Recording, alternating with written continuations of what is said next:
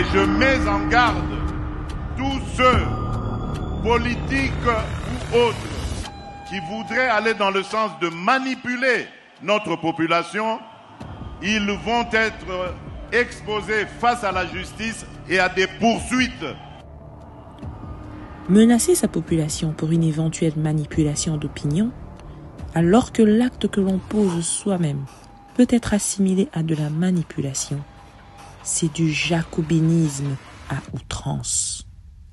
Il y a un fameux article, le 217, qui consacre carrément la vente de notre souveraineté à des États africains. On a sauvegarder l'unité de l'Afrique. Il faut biso toka bola mboka na biso topesa ba parti mususu ya mboka na Rwanda kuna bino bolingi yango. L'article dit ceci. Congo, notre pays, s'il a un petit souci avec un voisin, nous discuter au nom de la paix, pour éviter des conflits, nous pouvons leur céder 300 km de notre territoire. Mais c'est dans votre constitution, vous avez ça. Et c'est dit comme ça. Donc, ça veut dire qu'un seul pays dans le monde, ce qui va tout molio au CD.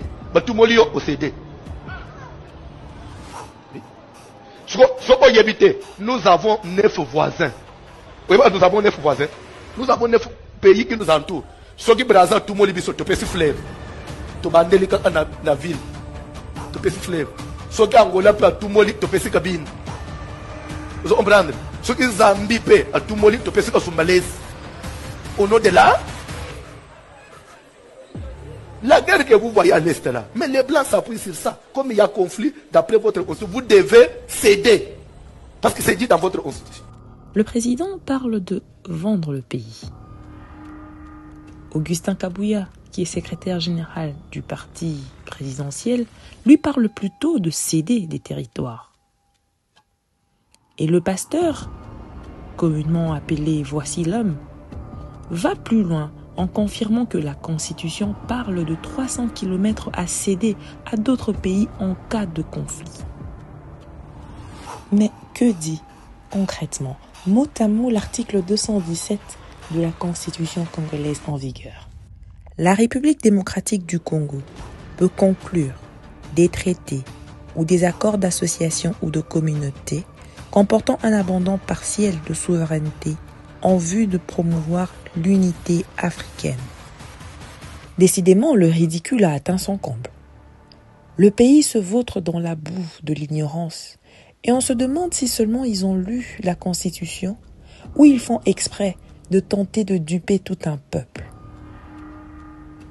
Est-ce qu'ils se sont donné la peine de lire différentes autres constitutions africaines? Prenons quelques exemples. L'article 69 de la Constitution du Zaïre du 24 juin 1967, coécrite par les feux Étienne Tshisekedi Wamulumba et Marcel Liaou, dit ceci. En vue de promouvoir l'unité africaine, la République peut conclure des traités et des accords d'association comportant abandon partiel de sa souveraineté. Article 77 de la Constitution révisée du 15 août 1974 sous le Zaïre de Mobutu stipule: